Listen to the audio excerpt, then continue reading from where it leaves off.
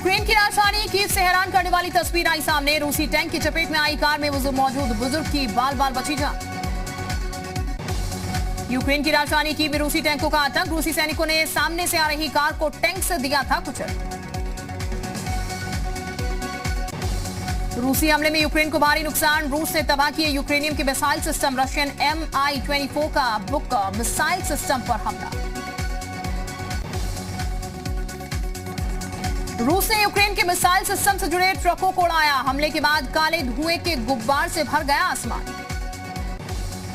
Ukraine की राजधानी Kyiv से आई बम शेल्टर की ताजा तस्वीर। रशियन हमलों से बचाव के लिए घरों से भाग आ रहे यूक्रेनियन। हमले से बचने के लिए बम शेल्टर में छिप रहे लोग। रूस यूक्रेन संकट के बीच यूक्रेन की मदद के लिए आगे आया पोलैंड। पोलैंड ने यूक्रेन को सौंपा गोला बारूद। यूक्रेन के समर्थन में पोलैंड की सैन्य मदद। यूक्रेन के समर्थन में पोलैंड के रक्षा मंत्री का बयान। कहा, जंग में हम यूक्रेन के साथ खड़े हैं। यूक्रेन के हथियार पहुंचाएगा पोलैंड। रूस के रक्षा मंत्रालय पर साइक अटैक की खबर। रूस विरोधी हैकर ग्रुप ने डेटा लीक करने का किया दावा। रूस विरोधी हैकर ग्रुप एनोनिमस ने साइबर अटैक का किया दावा। हैकर ग्रुप के दावे को रूसी रक्षा मंत्रालय ने खारिज किया। राष्ट्रपति जेलेंस्की को सुरक्षित यूक्रेन से निकालने को तैयार अमेरिका। जेलेंस्की ने कीव छोड़कर जाने से किया इनकार। कहा, यहीं रहकर लड़ेंगे जंग। यूक्रेन की राजधानी कीव के अंदर घुसे रूसी सैनिक। यूक्रेनी सेना के वाहनों को रूस ने किया तबाह। दोनों तरफ से जारी है भीषण घमासान। धमाकों से दहल उठा कीव। मेट्रो स्टेशन के पास कई धमाके लगातार हो रहे। धमाकों से दहशत में लोग। अंडरग्राउंड मेट्रो स्टेशन में लोगों ने ले रखी है शरण। यूक्रेन के चेरनिव इलाके में घुसे रशियन सैनिक। स्थानीय लोगों ने रशियन सैनिकों को रोका। भूखे रशियन सैनिक स्थानीय लोगों से मांग रहे हैं खाना। रूसी हमले से कीव का पावर प्लांट बर्बाद। कीव के मेयर ने पावर प्लांट की बर्बादी की पुष्टि की। पावर प्लांट में धमाके की आवाज सुनाई दी। यूक्रेन की राजधानी कीव में सेल धमाके। भारतीय समय अनुसार रात 12 बजे किया बहुत बड़ा हमला। एक के बाद एक 5 ब्लास्ट से दहल उठा कीव शहर।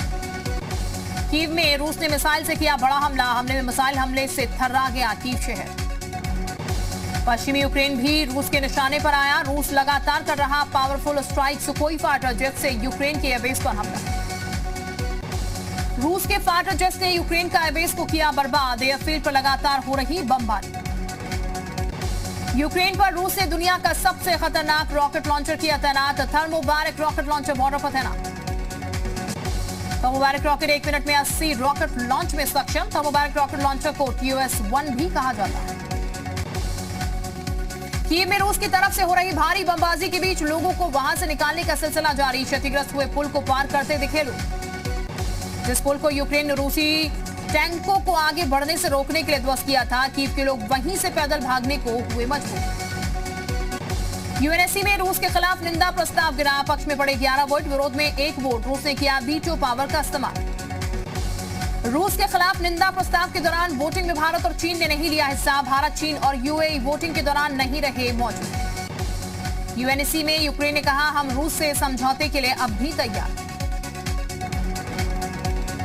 यूएनएससी के महासचिव ने कहा, यूएनएससी केवल मीटिंग करने की जगह नहीं, हम शांति के लिए काम कर रहे हैं। ये सिर्फ एक देश नहीं, यूएन पर हमला।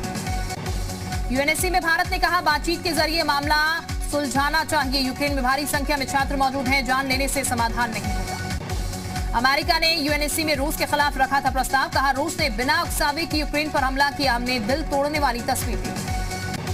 अमेरिका ने कहा, रूस बिना किसी शर्त के यूक्रेन से सेना वापस ले। पुतिन और उसके मंत्रियों पर बैन लगाया जाए। अमेरिका के पास 50 देशों का समर्थन। भारत ने कहा, हमारे किसी की तरह की हिंसा के खिलाफ है। तनाव को कम करने के लिए तुरंत पहल की जरूरत है। यूक्रेन संकट पर प्रधानमंत्री मोदी ने आज बुलाई बड़ी बैठक। दोपहर 12 बजे CCE की बैठक होगी। पीएम की अध्यक्षता में CCEA की बैठक के बाद कैबिनेट की होगी बैठक। वीडियो कॉन्फ्रेंसिंग के जरिए होगी बैठक। यूक्रेन की स्थिति को देखते हुए विदेश मंत्रालय ने इनपुट के आधार पर एयर इंडिया तैयार। दिल्ली से रोमानिया और हंगरी के लिए फ्लाइट भरेगी उड़ान। एयर इंडिया ने बयान जारी करते हुए कहा, हम पूरी तरीके से तैयार। 2 विमान रोमानिया और हंगरी के लिए भर रहे उड़ान। यूक्रेन में भारत के राजदूत पार्थ सतप्ती फंसे भारतीय छात्रों को दिया आश्वासन। कहा, भारत सरकार सभी भारतीय नागरिकों को निकालेगी बाहर। यूक्रेन में फंसे 470 से अधिक भारतीय स्टूडेंट रोमानिया पहुंचे। विशेष फ्लाइट से लौटेंगे बाहर। रोमानिया पहुंचे भारतीय छात्रों ने ली राहत की सांस। भारत सरकार का किया धन्यवाद। यूक्रेन से भारतीयों को लेकर आज पहुंचेंगे 2 विमान। पहला विमान दिल्ली एयरपोर्ट पर होगा लैंड, दूसरा विमान मुंबई पहुंचेगा। यूक्रेन में फंसे उत्तरकाशी के आशीष नौटियाल। आशीष ने केंद्र सरकार से लगाई मदद की गुहार। रूसी हमले के बीच खौफनाक स्थिति बयान। यूक्रेन में फंसे रुद्रप्रयाग जिले के 4 छात्र परिजनों ने सीएम धामी से लगाई छात्रों को सुरक्षित घर वापस लाने की गुहार। टिहरी जिले के 5 छात्र भी यूक्रेन में फंसे छात्रों के परिजन का रो रो कर बुरा हाल। सरकार से छात्रों को वापस लाने की लगाई गई गुहार। आगरा के रहने वाले छात्र देवेंद्र सिंह ने वीडियो जारी कर बताया यूक्रेन के हालात। यूक्रेन में कर रहा है एमबीबीएस की पढ़ाई। यूक्रेन में फंसे छात्रों के अभिभावकों ने सहारनपुर डीएम से की मुलाकात। अपने बच्चों को वापस भारत लाने की लगाई गुहार। यूक्रेन में फंसे छात्रों के परिजन परेशान। मेरठ के रहने वाले छात्र प्रियांशु यूक्रेन में फंसा। सरकार से लगातार गुहार लगा रहे परिजन। यूक्रेन में फंसे बांदा के 5 लोग परिजनों ने प्रधानमंत्री मोदी से सुरक्षित घर वापस लाने की गुहार लगाई। बरेली के दर्जनों छात्र यूक्रेन में फंसे वीडियो कॉल पर परिजनों से रो रो कर भारत वापस मंगाने की गुहार लगा रहे हैं। यूक्रेन में फंसे बनारस के कमल सिंह और हापुड़ के फैसल खान ने शेयर किया वीडियो। भारत सरकार से लगाई मदद की गुहार। अमरोहा का छात्र शारिक यूक्रेन में फंसा। पीड़ित परिजनों ने भारत सरकार से शारिक को वापस लाने की मांग उठाई।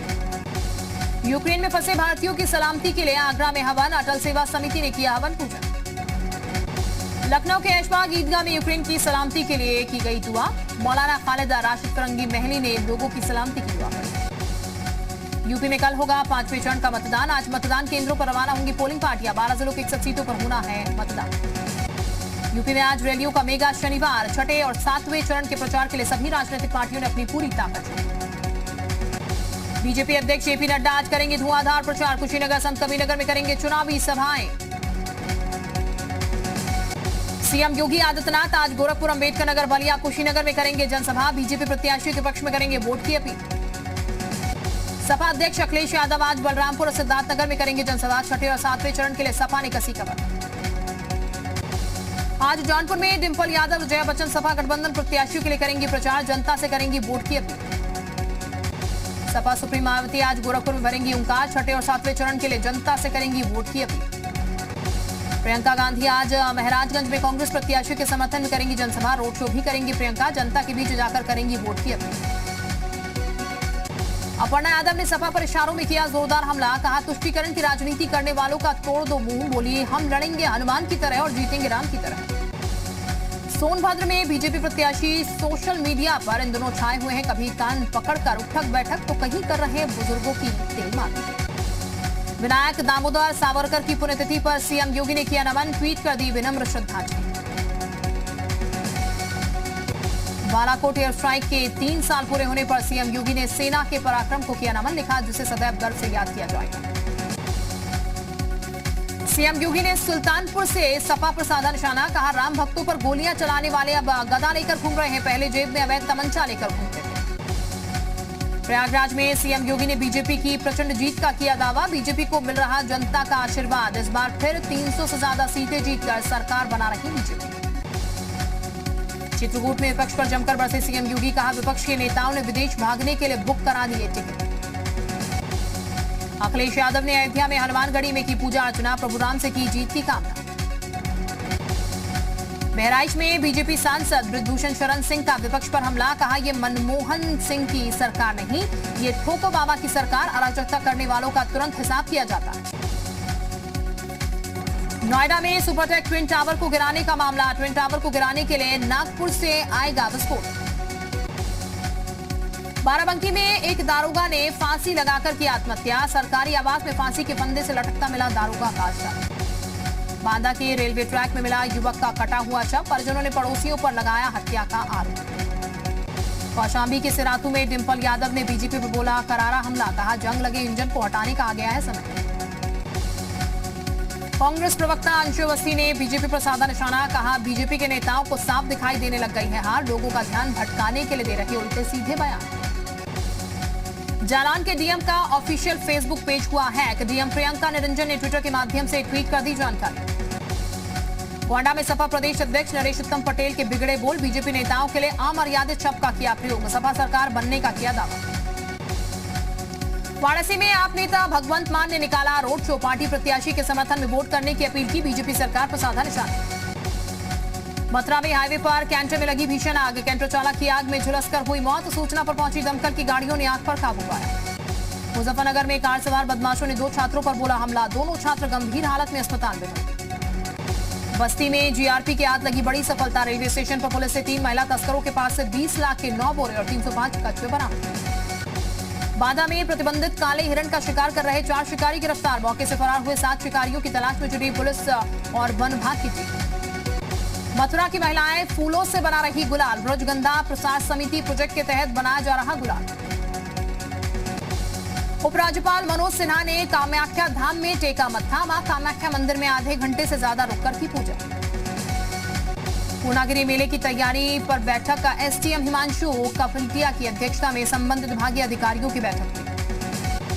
सहारनपुर में 14 दिन में 494 करोड़ का किया गया गन्ना भुगतान। जिला गन्ना अधिकारी केएन मणि त्रिपाठी ने दी जानकारी। ललितपुर में एसटीएफ ने ट्रक से बरामद किया करोड़ रुपए का गांजा। उड़ीसा से राजस्थान गांजा ले जा रहे थे 2 तस्कर भी गिरफ्तार।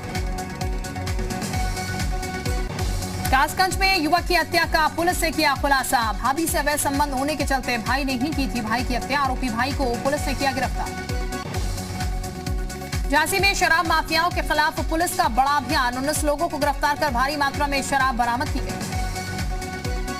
झांसी रेलवे स्टेशन से आरपीएफ और जीआरपी ने चेकिंग के दौरान बरामद किया करीब 11 लाख कैश। 2 युवकों को हिरासत में लेकर पूछताछ जारी। श्रावस्ती में कांग्रेस नेता इमरान प्रतापगढ़ी ने केंद्र सरकार पर साधा निशाना। कहा सिर्फ 4 लोग चला रहे सरकार, 2 देश को बचा रहे और 2 खरीद रहे।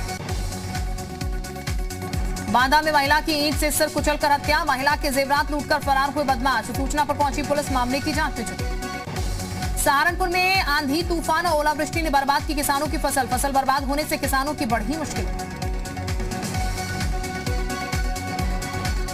बिजनौर के उत्तराखंड बॉर्डर वाले इलाके कालागढ़ में जंगली हाथी ने राहगीर पर किया हमला। हाथी के हमले में एक युवक की हुई मौत।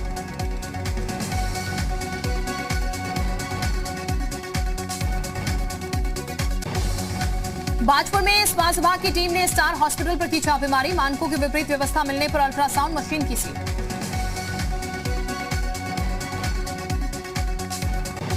पहाड़ में सड़क हादसा और यातायात नियमों को तोड़ने वाले चालकों पर लगाम लगाने के लिए अभियान। कुमाऊं कमीशन ने 5 दिन तक विशेष अभियान चलाने के आदेश दिए।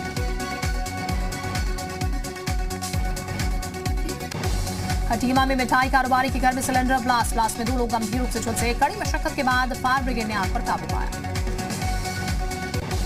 जयपुर में 3 दिवसीय स्वयं सिद्धा हस्तशिल्प प्रदर्शनी का आगाज हुआ। उद्घाटन सत्र के दौरान मुख्य अतिथि के तौर पर राज्यसभा सांसद दिया कुमारी मौजूद रही। जायडस कंपनी की डायबिटीज की नई दवाई को मिली US food and drug administration की मंजूरी। कंपनी ने दी जानकारी। आलिया की फिल्म गंगूबाई काठियावाड़ी सिनेमाघरों में रिलीज। आलिया के चेहरे पर दिखी गंगूबाई रिलीज होने की खुशी।